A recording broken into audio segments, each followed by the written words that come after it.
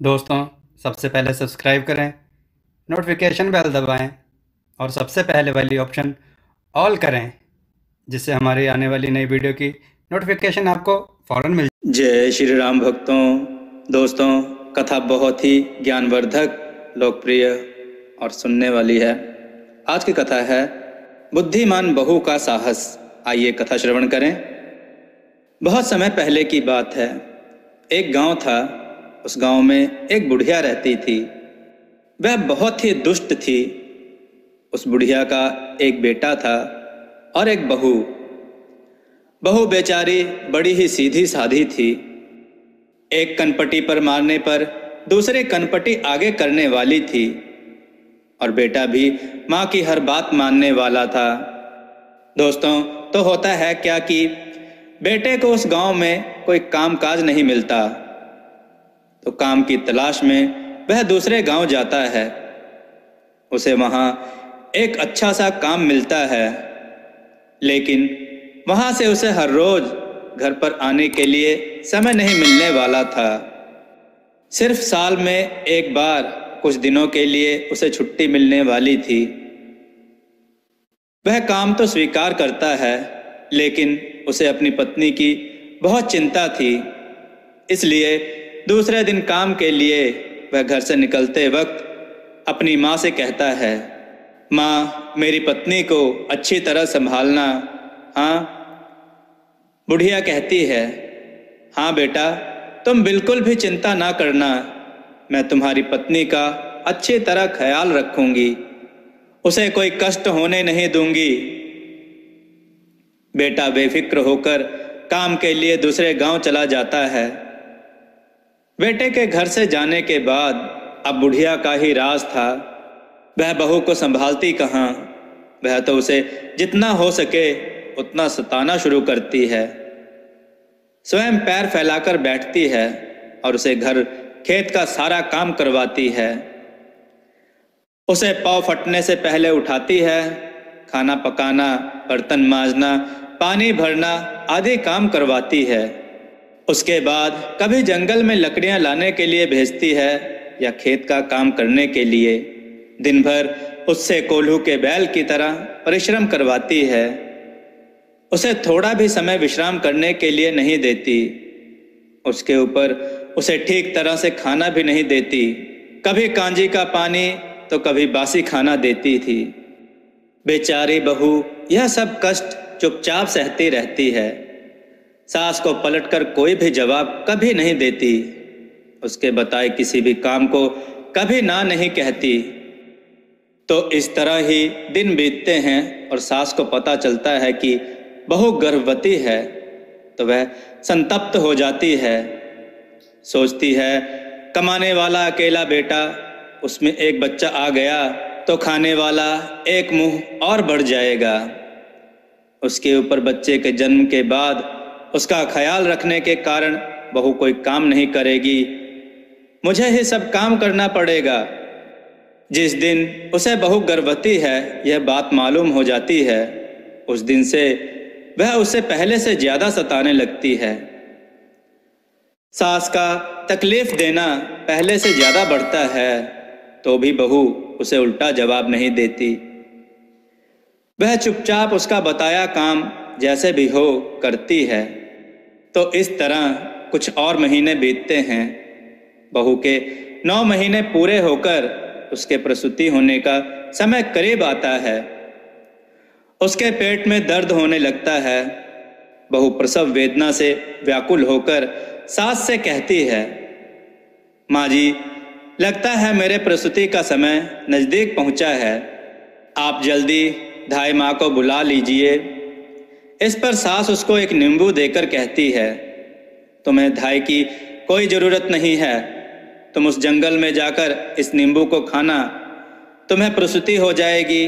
पर मेरी एक बात सुनो, यदि बेटा हुआ तो ही उसे लेकर घर आना।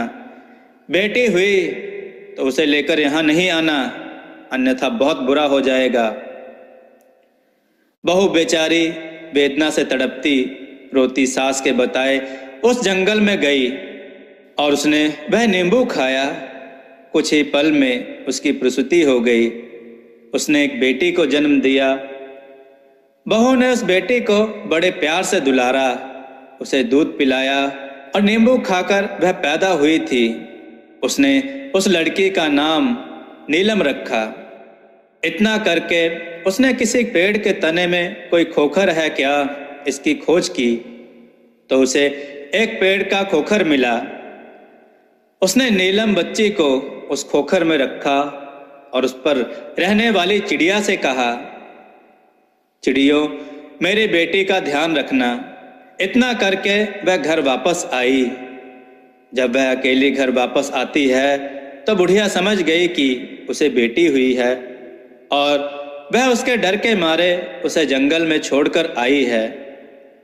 पर वह बुढ़िया बात को पलटती है। वह गांव में शोर मचाती है, मेरी बहू ने बच्चे को खा लिया, मेरी बहू ने बच्चे को खा लिया, बहू मेरी डायन है। बहू उसकी बात अनसुनी कर देती है और मन ही मन इस बात से खुश रहती है कि भगवान की कृपा से उसकी बच्ची जिंदा है। अब बहू हर रोज जानवरों को चराने के बहाने जंगल में जाती और अपनी बच्ची को दूध पिलाती। इस तरह कुछ दिन बीतते हैं। उस पेड़ की खोखर में नीलम धीरे धीरे बड़ी हो जाती है। इस तरह 1 साल बीतता है और बुढ़िया का बेटा छुट्टी लेकर घर वापस आता है। घर के अंदर प्रवेश करते ही बुढ़िया उससे कहती है, क्या बताऊं तुम्हें बेटा, तुम्हारी यह पत्नी मनुष्य नहीं है, डायन है, डायन है, जिंदा मनुष्य को खाने वाली डायन। तुम्हें एक बेटी हुई थी लेकिन इसने उसे खा लिया। बेटा अपनी माँ के स्वभाव से भली भांति परिचित था। उसने जाना कि यह जरूर अपनी ही माँ की कोई साजिश है।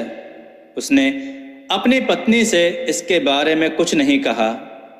पत्नी ने भी अपने पति से सास के बर्ताव के बारे में कोई बात नहीं बताई। अब कुछ दिन घर रहकर बुढ़िया का बेटा फिर काम के लिए दूसरे गांव चला जाता है तो वह दोबारा पेट से हो जाती है। बुढ़िया को जब यह बात मालूम होती है तब वह आग बबूला हो जाती है। अब वह बहू को पहले से ज्यादा सताने लगती है। दूसरी बार जब 9 महीने पूरे हो जाते हैं और बहू को प्रसव वेदना शुरू हो जाती है तो वह सास को पहले की तरह ही दाई को बुलाने के लिए कहती है।